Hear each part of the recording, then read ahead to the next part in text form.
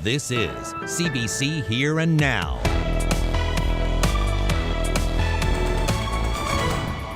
Clocks spring forward at 2 a.m. on Sunday, and some powerful winds might keep you awake to see it. I've dedicated my life to be an active agent for positive change, and to sit on my hands for most of 2 years, it burns you inside. Thousands of people in the province are waiting for surgery. The toll that's taking on patients, their families, and of course, the physicians. Good evening and welcome to Here and Now. I'm Anthony Germain. And I'm Peter Cowan. We start tonight with more details about the helicopter crash at Nine-Wing Gander. Air search and rescue operations there are on hold until Monday. The Gander Airport was forced to close following yesterday's crash, and that happened during a training session. The CBC's Martin Jones has this report from the Gander Airport. It happened right here behind me at an intersection of two of the runways at Gander International Airport. A Royal Canadian Air Force CH-149 Cormorant crashed at around 3:40 p.m. Thursday afternoon during a training flight. Now, the RCAF confirmed in a tweet that 6 crew members were on board conducting hovering maneuvers prior to that accident. We can confirm now that 4 of those crew were taken to James Peyton Memorial Hospital here in Gander. 3 of those 4 sent to hospital have now been released, while 1 remains in stable condition but is said to be in good spirits. 2 crew members were assessed at the scene and did not require medical attention.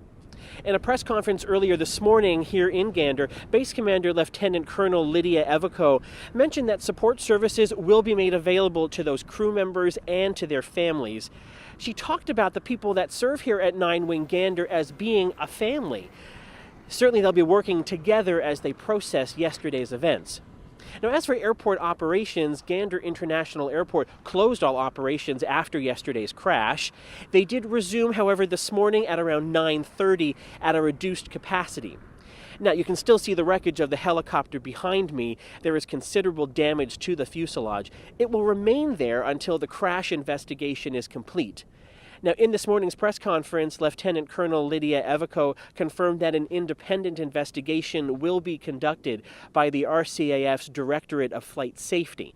They're expected to arrive here in Gander sometime today. Further updates on the causes of yesterday's crash will not be provided until that investigation is complete. Once it is, then the wreckage can be removed and full airport operations can resume. The hope is for that to happen before this weekend's winter storm. Reporting from Gander International Airport, I'm Martin Jones. Well, the gas price roller coaster continues, with prices making a big drop for a change. Today, gas is down 8.6 cents a litre. Diesel took an even bigger drop, down 16.3 cents a litre, and furnace oil, it's down 13.9 cents. This eases most of the increases that came into effect just yesterday. The regulator made the unusual move to change prices on a Friday because of the volatility in oil prices in New York.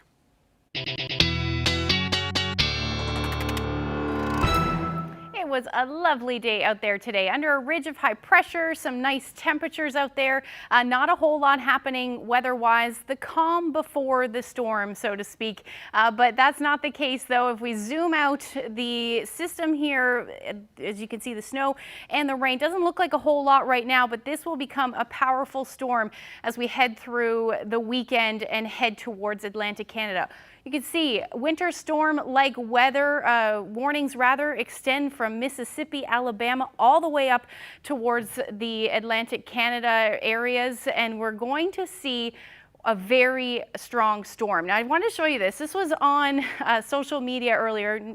It doesn't look like a whole lot, but this is the all-time record low sea level pressure.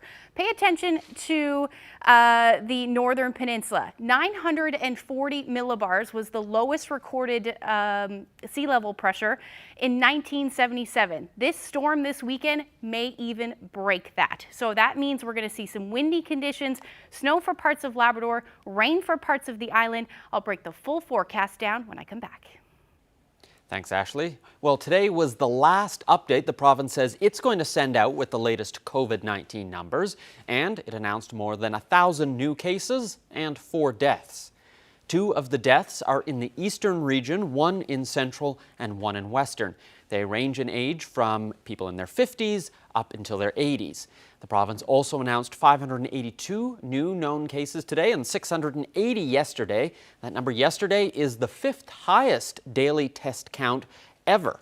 Starting next week, the province will post updates 3 times a week on its COVID website. Well, COVID restrictions in the province are being lifted on Monday, meaning masks will no longer be required for anyone riding the Metro bus. The public transit provider says come Monday, it will be lifting all of its capacity limits as well. While passengers don't have to wear a mask on the bus, Metrobus says it strongly recommends riders continue to wear one and practice other safety protocols like physical distancing. The province's medical association is warning that a delay in surgeries during the pandemic has created a backlog crisis. Physicians are calling on the provincial government to develop a comprehensive plan to address that problem. Here now's Mark Quinn reports. Challenges. The Medical Association says the backlog of surgeries has grown out of control. The pandemic is partly to blame, and so is the cyber attack on the province's healthcare system. The group's president says there are dangerously long delays for all types of treatments, including heart and cancer surgeries. She says that in the St. John's area alone, there are 6,000 people waiting for surgeries. And each one of those people is somebody who lies awake at night wondering what tomorrow's going to bring, because they're suffering with whatever it is that they need their surgery for, whether it's cancer, whether it's a hip that doesn't work anymore. The burden of suffering on those patients. Surgeons who treat cancer say it's taking a toll on physicians, too. They're the ones telling patients that they can't have procedures they need. It's awful. Sorry. I've dedicated my life to be an active agent for positive change, and to sit on my hands for most of 2 years, it burns you inside. The Medical Association is calling on the provincial government to work with it to find solutions. I think that it's a bit of a cliche to say that we need to call this a crisis, but that's precisely what it is. And I think it would be beholden onto government to acknowledge that, and then we can, from there, start getting this fixed. The opposition party's health critic is thanking doctors for highlighting the backlog and its impacts. He's also accusing the government of failing to deal with the backlog as it was growing. 6,000 didn't just happen yesterday. At one point it was 500, 2,000, 2,500. Action was needed, and it should have happened sooner rather than later. The Premier says the provincial government is open to working with the Medical Association to try to tackle the backlog of surgeries. We are open to the dialogue and to the conversations that are solution-driven in this space. Of course, recognizing that there's only 24 hours in a day, there's only 7 days a week, and that the beds are limited. But I'm very confident that we can have a constructive conversation, especially with my knowledge base, with the NLMA, about how we can wrap our arms around this problem and come to a creative, robust solution that most importantly benefits the patients who are on those lists. The NLMA says with COVID numbers remaining high, the pandemic isn't over yet, and we must get ready for the possibility of future waves of illness. Mark Quinn, CBC News, St. John's. To the Brier now, where there's still hope for the fluorspar mine in St. Lawrence. A court decision in St. John's today cleared the way for creditors to market the mine to prospective new buyers and to protect the assets while that process is underway. Here now's Terry Roberts reports. It's called a sales and investor solicitation process, and it was approved today by a Supreme Court judge for the Canada Fluorspar mine in St. Lawrence. But it won't be cheap, and taxpayers will help cover the cost. Canada Fluorspar went into receivership last month. All but a few dozen of the nearly 300 workers laid off. One of the biggest employers on the Burin Peninsula, a breath away from bankruptcy. But the court was told today that potential buyers are out there, and that with some more investment, the mine can become profitable. So a financing agreement valued at $6.5 million has been approved. half of that coming from the provincial government, the other half from Bridging Finance Inc., the largest creditor. The money will be used to keep the mine in what's known as care and maintenance mode until July, which means jobs for some workers. The rest of that $6.5 million, well, it will be used to scour the market in search of new buyers. Taxpayers are already on the hook for a $17 million loan to Canada Fluorspar, but the industry minister said this week he believes this latest gamble is worth the risk. Canada Fluorspar lost more than $70 million over the last 2 years, a situation it blamed on the pandemic and production issues at the mine. But the market for fluorspar is hot, and everyone involved seems to believe money can be made in St. Lawrence.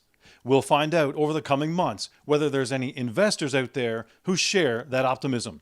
Terry Roberts, CBC News, St. John's. Well, the province is pushing ahead with Come Home Year 2022.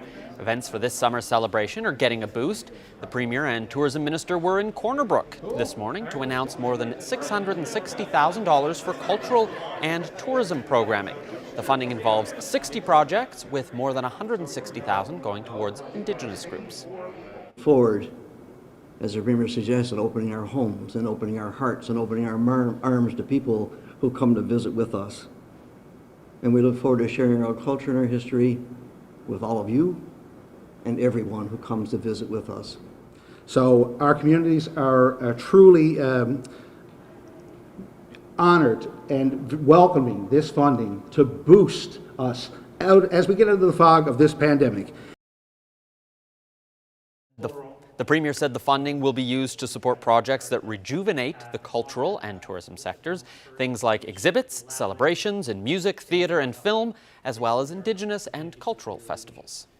Just 500 years of history of Europeans here. There's over 9,000 years of Indigenous histories, plural, in our province, and we need to make sure that perhaps we always didn't in the past, but now that we are on this path of reconciliation, that is a key element moving forward of any industry, but in particular, and now that we're talking about the tourism and cultural industry, that we recognize our Indigenous cultures as much as we recognize our European settlement cultures, and make sure that they are well represented, they are understood.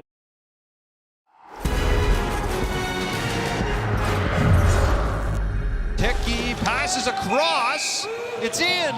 St. John's para hockey player Liam Hickey scored the first goal for Team Canada today en route to an 11-0 thrashing of South Korea. The semi-final win put the Canadian team into the finals with a chance to win gold for the first time since Turin back in 2006. Not going to be easy though. Team Canada is going to play their arch rivals Team USA on Saturday night. Nice shot. Angle it back, got it, and away it goes for the win. Team Guju, seen playing here on Wednesday, has finished the round robin of the Brier with a perfect 8-0 record. The St. John's rink finished atop of Pool B. Team Guju will play tonight at 10 p.m. local time. If they win, they move straight into the final Sunday night. That'll be a wild end to a very busy few months of curling for the Olympic bronze medalists. Well, and we'll be speaking with Team Newfoundland and Labrador about their Brier experience coming up a little later in the show. Skiers and snowboarders won't be too happy with this news. Marble Mountain has announced they will be closed for the weekend. Staff at the hill are still working to repair lifts that were damaged last weekend. In a social media post, Marble says work is required and inspections will continue on the two chairlifts. The hill hopes to have better news next week. Well, to be honest, not a great weekend for skiing anyway. We've got lots of wind on the way, some rain as well for parts of the island, and snow on the way for Labrador. I'll have the full forecast.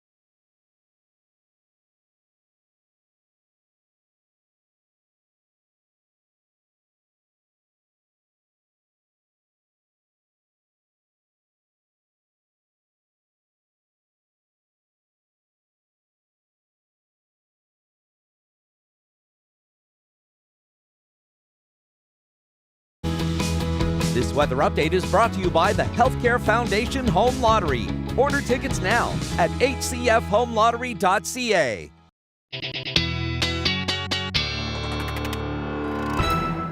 Ashley, it's a real shame that today wasn't a weekend day, because I actually walked into work today because it was so nice, and I was like, I want to take advantage of it because I will not get it this weekend. So unfortunately, all good things must come to an end. They do, and unfortunately, like you said, it's the weekend. But yeah, beautiful day to get out and enjoy. A beautiful sunset as well. I'm seeing some pictures out there on social media.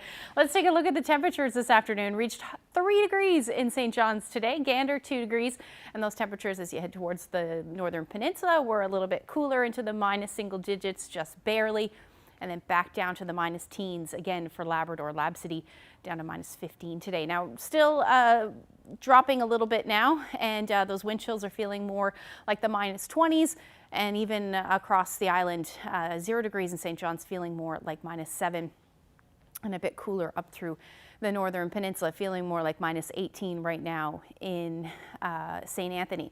Now temperatures tonight are going to dip through central, west coast, northern peninsula down to the minus teens. It will be a cold, clear night for the most part. Maybe a few clouds around, but overall fairly quiet. A little bit warmer though for the south coast as well as the Avalon, around minus 5 for St. John's as your overnight low tonight. And you can see not a whole lot of wind to speak of. 5 to 10 kilometers per hour is all we'll see. Up across Labrador though, those temperatures much colder. Lab City down to minus 29 tonight with those winds about 10 to 15 kilometers per hour. And then Nain will see a low near minus 23 tonight. So the next system is moving in. We've been talking about this. A weather bomb is what it is. It's a rapidly deepening low pressure system that's going to move in, and it's prompting a number of warnings. Rainfall warnings from the northern peninsula down to the southwest, all along the south coast, including the Avalon. And then these are winter weather warnings up across Labrador. So southeast, you're looking at winter storm warnings along with blizzard warnings for the coast, and it will be very windy. Your wind warnings are incorporated in all of these. In fact, we may even see wind warnings being issued. Now, across the island, there are a number of wind warnings pretty much across the board, with blowing snow advisories for the northern peninsula. There's quite a bit of weather on the way, so let's time that out for you. Tonight, like I said, fairly quiet, not a whole lot of wind. It will eventually ease. But as we head through tomorrow, we'll start to see that snow move in, particularly for Lab West. Now, you're going to pretty much sit this one out. It isn't going to be a huge event for you. You'll still see some snow, but overall, all the action will be for the island and coastal areas and central areas of Labrador. So we may see some snow to start through the day for the island, but that will quickly transition through to rain by the time we get into the afternoon. Already seeing heavy rain tomorrow afternoon, and those winds will ramp up as well. We're gusting anywhere from 50 to 70 kilometers per hour. Northern Peninsula, particularly the tip of the Northern Peninsula, is where we should see the heaviest snow, along with some blowing snow conditions. So conditions will deteriorate as the day goes on. As we get into the midnight hour, we should start to see that transition through to rain for the Northern Peninsula. Most of southeastern Labrador, including central Labrador, will be into the heaviest snow Saturday night into Sunday morning. Now, winds really ramp up. This is behind the cold front, and the winds will be gusting the heaviest, or the strongest, I should say, overnight into Sunday morning. We're looking at gusts between 100 to 120 kilometers per hour for a good chunk of the island, and these winds will continue through Sunday as well, and up across Labrador as well. This is when the winds will really start to ramp up. So as far as the rainfall goes, the heaviest will be along the south coast. You're looking at about 40 to 60 millimeters. We could see 60 to 100 in some of that higher terrain, but a good chunk of the island will see between 20 to 40 millimeters. And again, higher terrain may see between 40 and 50 millimeters, particularly along the west coast. Northern Peninsula, right along the edge there, or the northern tip of that, you're looking at between 20 to 40 centimeters of snow falling. It will be light and fluffy. That wind is really going to whip that around. And then as far as central and coastal areas of Labrador go, you're looking at between 40 to 60 centimeters of snow. Now, the temperatures will start to warm up tomorrow as well, hence that change over to rain. We're sitting between 1 to 6 degrees, and then much cooler up across Labrador. -11 will be the afternoon high in Cartwright. Now, in behind that system, as we head through Sunday night, once that cold front moves through, then we start to see that sea effect kick up on the west coast. You're going to still see those winds gusting between 60 to 80 kilometers per hour. We could see about 10 to 15 centimeters with this. So conditions on Sunday, particularly in the afternoon, are going to deteriorate quite quickly on the west coast with likely some blowing snow. And we see that continuing up across Labrador as well. The evening hours on Sunday is when we should see the strongest winds. They could be in excess of 150 kilometers per hour, particularly around Cartwright and up through Rigolette, and even Makova could see some wind gusts fairly strong. So definitely not a storm to take lightly. A good idea to prepare for that, start to tie things down, but I'll have the rest of the forecast details when I come back. It's been a whirlwind Brier for Team Newfoundland and Labrador. They're finishing the tournament with 1 win and 7 losses. But for a team who has members who are still teenagers, even just getting to the Brier has been a big accomplishment. Skip Nathan Young and Nicholas Codner join us from Alberta. Thanks for being here. Thank you for having us. Okay, so going into this tournament, what was your goal? What were you hoping to do here?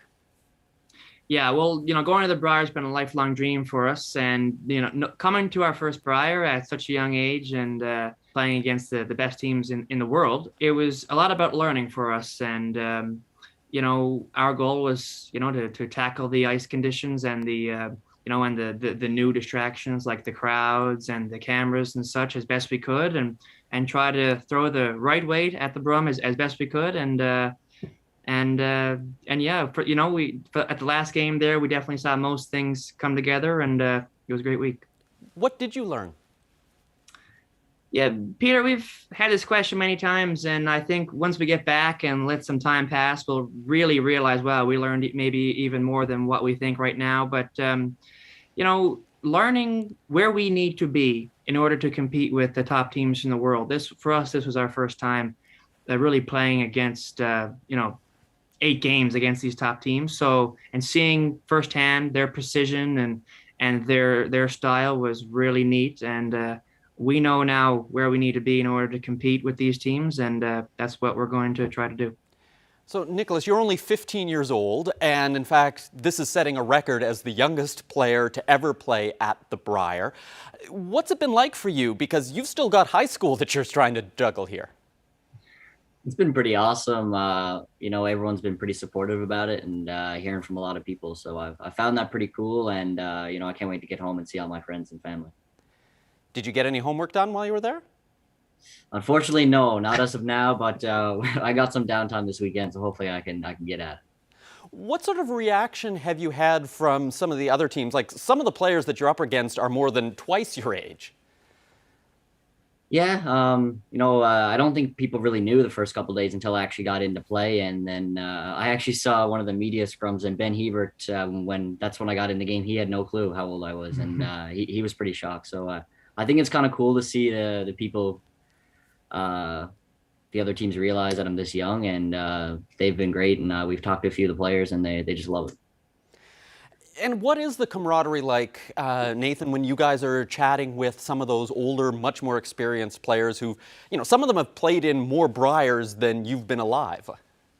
For sure. Well, these are our curling idols, and so to see them at the rink, to see them in the hotel and walk by them is pretty wild, and that was something we had to get used to pretty early on in the Brier. So it's so nice to be able to be like, going in the hallway and just say hi and maybe pick their brains a bit, but at the same time, they're all very focused on the Brier and sticking to their routine. But it's really cool to be here with them.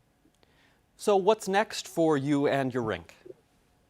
Well, actually, once we get back on Monday or Tuesday, about 9 or 10 days later, we head to Stratford, Ontario for the Under 21 Junior Championships, and we're feeling after this Brier, especially as kind of a tune-up event for the Under 21 Nationals. We're feeling great for that, and can't wait to play. Does this kind of make you rock stars then? Because the teams that you're going to be competing against, none of them will have been to the Brier. Look, that may be true, but there are a lot of great teams heading to Stratford, and we're going to have to bring our A game to come out on top. But like I say, this Brier was is fabulous experience for our men's career going forward, and also as a tune-up to the under 21. So it'll be a great event.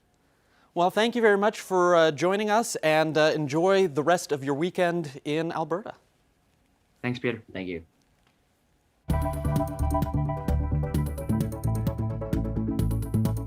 It's becoming more than just a Vex Pass.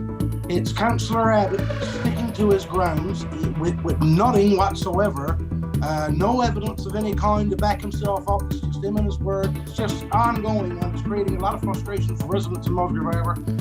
Municipal exodus in Musgrave Harbour. Town councillors and staff are stepping down, frustrated by a fellow councillor. Tomorrow.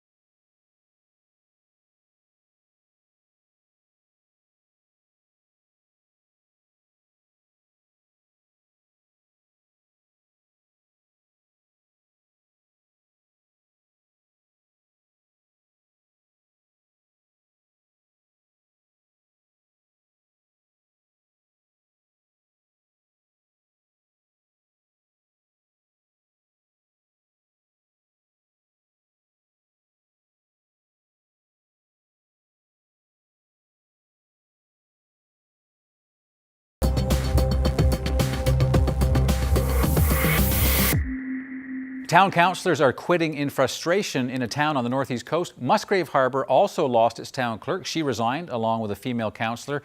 And my next guest, Brandon Party, also quit. His resignation takes effect today. And this all appears to be connected to the town's decision to insist that all councillors be vaccinated against COVID-19. One councillor has refused to do that, allegedly for medical reasons. So, Mr. Party, let me start with you. The best place, I think. Why did you quit?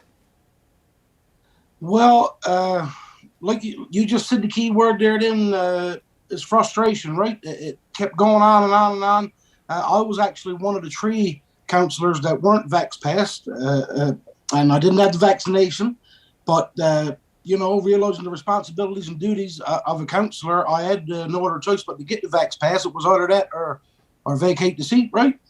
Councillor Abbott still refused to get his vax pass, and all we requested was just some kind of document signed by a doctor, and that would have been perfectly fine, but we've still yet to see any documentation. It's just word of mouth, and the vax pass is only the beginning of the trials and tribulations. Right. So I guess, just to be clear here, so you have this councillor, Grant Abbott, who says he can't get or shouldn't get vaccinated for medical reasons, and you just want a doctor's note, is that it?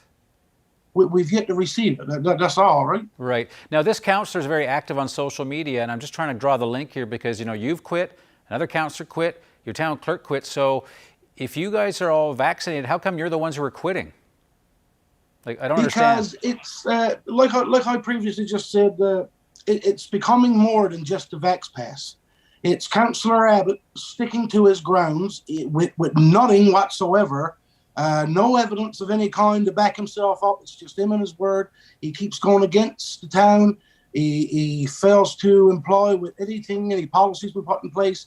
It's just ongoing, and it's creating a lot of frustration for residents in Musgrave. I know social media has been lit up. Unfortunately, that's the way things are these days, and we can't help it. But it is. It's all over social media. The reputation of our town, I think, has been damaged. We have decided, as residents, to start a protest tomorrow. To be fair to Mr. Abbott, I think he claims that you're all out to get him, that you're just trying to find reasons for him not to be part of council. I think you know that he's made these allegations. Why can't he just sort of attend council meetings like we're doing right now on Zoom? Is there a reason that can't work for him or for you? I mean, I understand obviously people don't seem to like each other, but that's in councils right across Newfoundland and Labrador. It wasn't meant to be like that at all. We all started out as a new council. Each one of us a new elected member who've never done it before. But he continued and continued and continued to keep these posts on social media and make accusations, which led all of us to seek advice from Municipal Affairs. And by doing so, we found out that any policy that us as a council implement, we can keep in effect. So we had our mandate. Our policy for vaccines, already in effect. So we decided to keep it in effect. Right. Also because we had discovered at the time that Councillor Abbott, without any of our knowledge, was recording our meetings. And that kind of stirred up a bit of controversy too, because we all felt uncomfortable over the situation. Right. So just let me ask you, how does this come to an end? Like what's the end of this? What does it look like to you? How does this all wind down? It's unpredictable. It's like the gas prices. You just don't know. We're hoping that tomorrow's protest will somewhat become somewhat of an eye-opener, for Councillor Abbott, especially that we have so much support. I heard Councillor Abbott's interview on CBC this morning. He said that he clearly stated that there's only a handful of people in Musgrave who's causing him any trouble or grief. The majority of the community, are 100% behind them. So this protest, hopefully tomorrow, will prove him wrong. All right. Well, Mr. Party, appreciate your time. Obviously, you feel quite strongly about this, and we'll keep our eyes on what happens in Musgrave Harbour tomorrow. Thank you very much. All right. No problem. You have a good day. Thanks. Now, Grant Abbott, the councillor at the centre of all this, in an interview with our CBC radio colleagues, he describes his family as being, quote, compromised, and he says they've chosen not to get vaccinated based on advice from their doctor, but do not have a medical exemption. Abbott says it's not about safety. He believes the town is keeping him away from meetings for 3 months so that he'll be forced to step down. The rules are just made up for the sole purpose of keeping me out of office. I know that sounds childish, but really there's no other way to explain it. And I can't think of a good reason why this is happening, except for the purpose of keeping me out of the office and making me get past my 3 months expiry. They're not being professional or productive in allowing me to keep my seat. They're doing it vindictively as opposed to for the safety of themselves.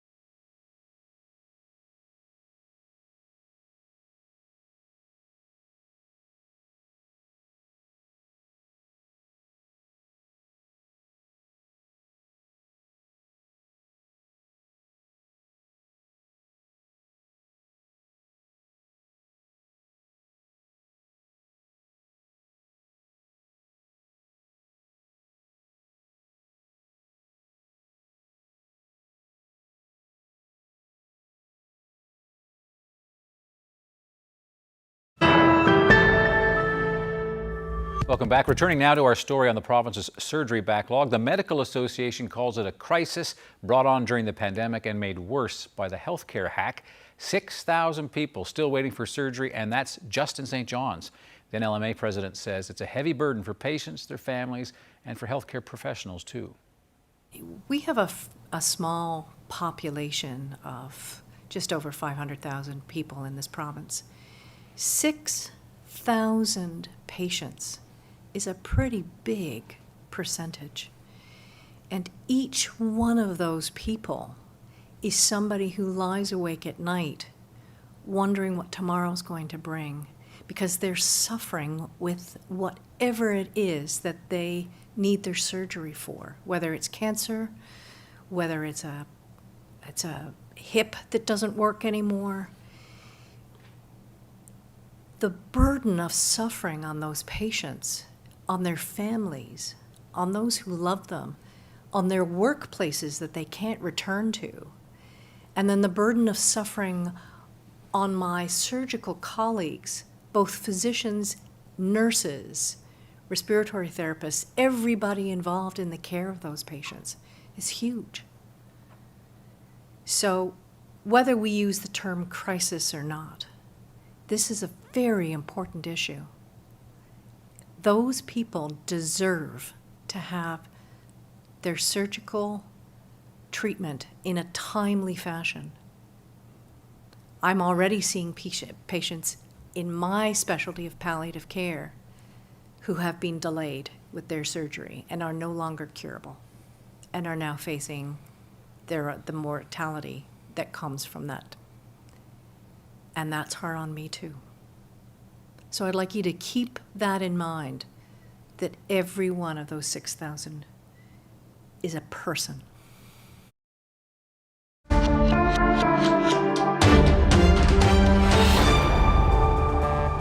Russia escalated its attack on Ukraine today, hitting targets in the western part of the country from the air.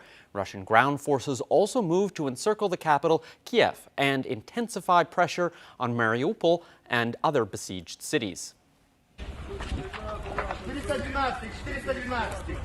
300 kilometers to the northwest, Russian forces conducted 3 airstrikes on the central city of Dnipro. Emergency services said that 1 person was killed and the strikes were close to an apartment building and a kindergarten elementary school. Emergency services also released footage showing fire crews extinguishing fires at what appears to be the site of a shoe factory. More than 2.5 million people have fled their homes in Ukraine to seek safe harbor in other countries. Thousands have made their way to other nearby countries, including Slovakia. CBC's David Common is there with more. We're at one of the smaller crossings between Slovakia and Ukraine, and yet there continues to be a consistent flow. I mean, you see people arriving here again with backpacks and luggage. There are cars. We saw a car in the parking lot over there that had kids written in Ukrainian on all the vehicles, because of course they're going through areas that would have potentially bombardments and airstrikes. You know, people are arriving in all different forms here at what is sort of a reception center once again, where they can get first aid if they need it, certainly food and water and other things to be able to move on.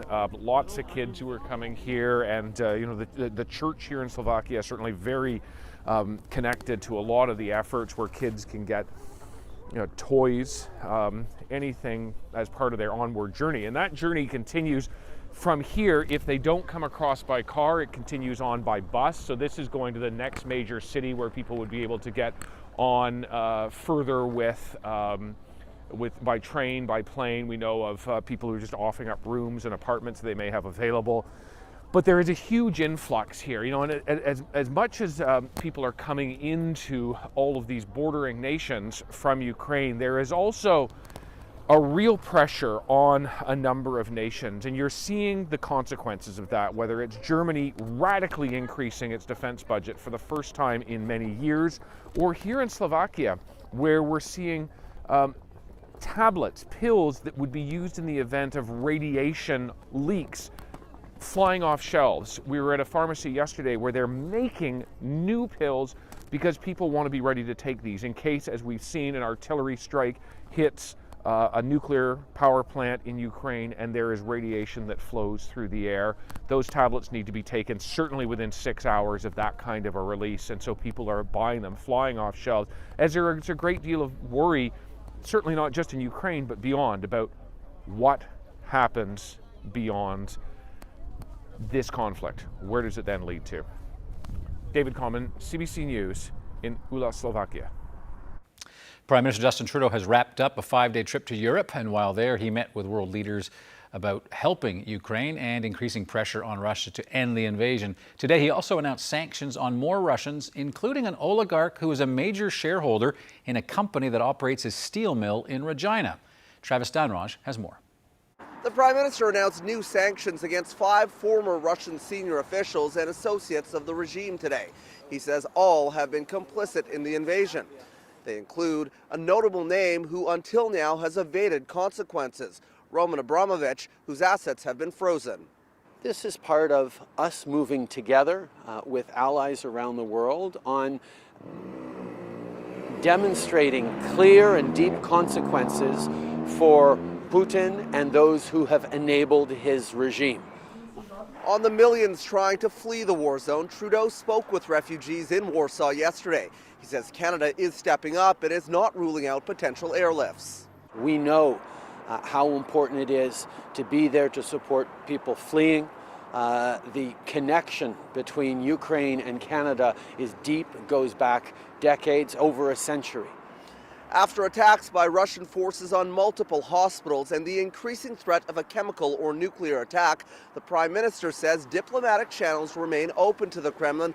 This week's show of unity and increasing sanctions that have pushed the Russian economy to the brink will continue to be the West strategy moving forward. We have seen the collapse of the Russian economy, the collapse of the ruble, the shutdown continually of the Russian stock exchange. Trudeau says at this point there is no win for Putin, and as pressure increases, the war rages on, the deaths mount.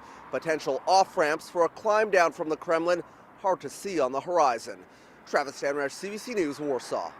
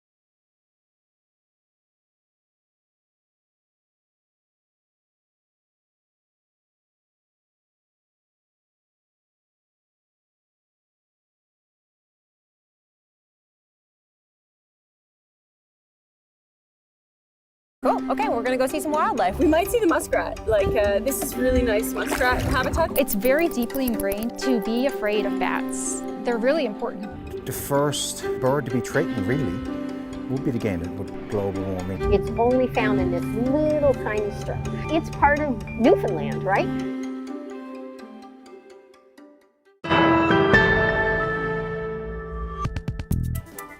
It's the weekend, almost anyway, so let's take a look at who's doing some celebrating. Happy 53rd anniversary to John and Shirley Elliott.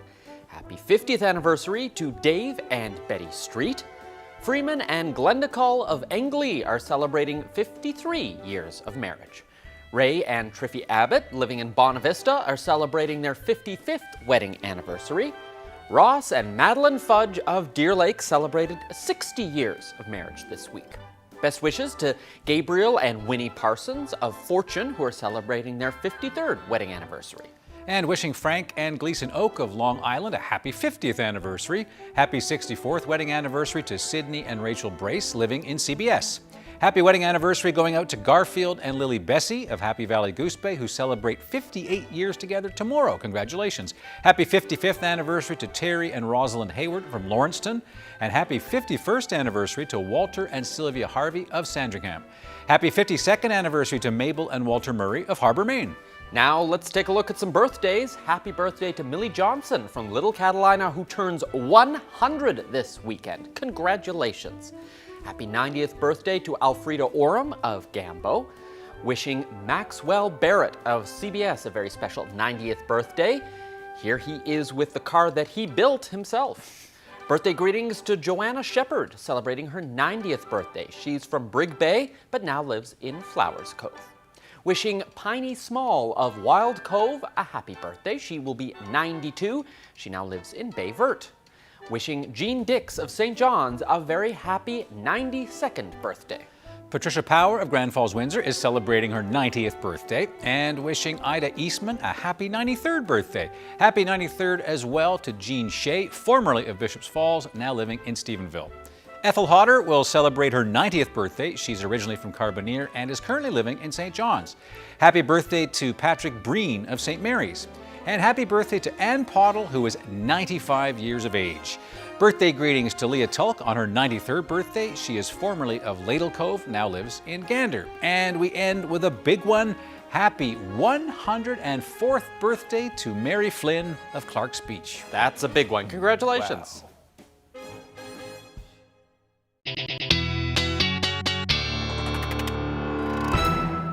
Ashley, before we get to the weekend weather forecast, let's soften the blow a little bit with some cute baby animals. That sounds good. He's very curious. He's kind of a spunky little guy, likes to explore, but still a little bit shy. You know, he's still very young, but he's bonded very well with his mom, very well with his sister as well, and very kind of interested in his keepers. Yep, that's a baby giraffe. Meet Matumaini, which means hope in Swahili. I've got to work on my Swahili. This not so little bundle of joy also has an older sister. Yeah, she was kept separate from her mom during the birthing process, but she finally met her little brother when the zookeepers introduced the newest member of the herd.